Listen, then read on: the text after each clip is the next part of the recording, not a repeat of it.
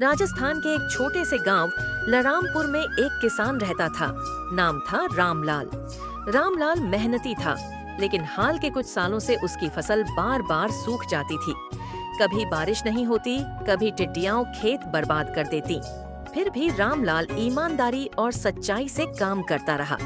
गांव के लोग उसे सच्चा रामलाल कहकर पुकारते थे, क्योंकि उसने कभी किसी से झूठ नहीं बोला था। एक दिन गांव के पास के तालाब में एक बूढ़ा साधु आया। उसने वहां डेरा डाल लिया।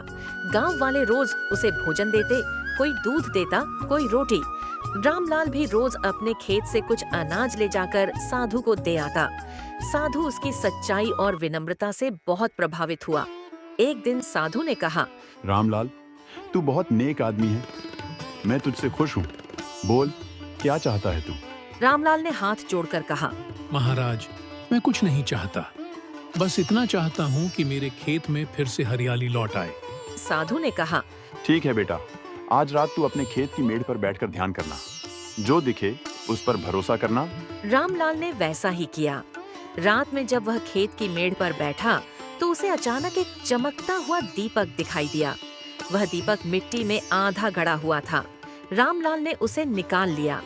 दीपक बहुत सुंदर था, पीतल का बना हुआ और लगता था जैसे किसी राजा के महल का हो।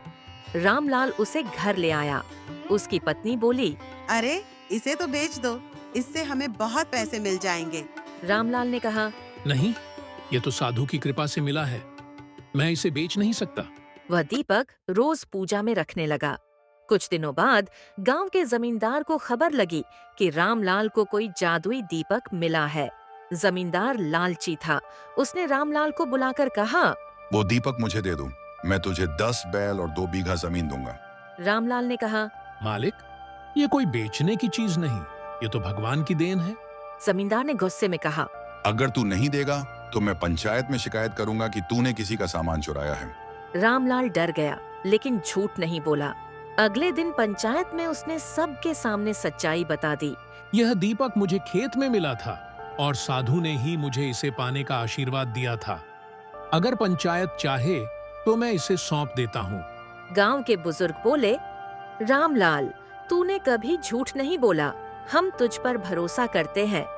उसी समय वह साधु भी वहां आ पहुंचा। उसने मुस्कुराकर कहा, रामलाल, तूने सच्चाई का साथ नहीं छोड़ा। यह दीपक तेरे ईमान की परीक्षा थी। अब मैं तुझे आशीर्वाद देता हूँ। तेरे खेत में कभी सूखा नहीं पड़ेगा। इतना कहकर साधु गायब हो गया। अगले ही हफ्ते गांव में घनघोर बारिश हुई। रामलाल का खेत लहलहा उठा। अनाज इतना हुआ कि उसने आधे गांव को दान में दे दिया। जमींदार को अपनी गलती का एहसास हुआ और वह रामलाल से माफी मांगने आया।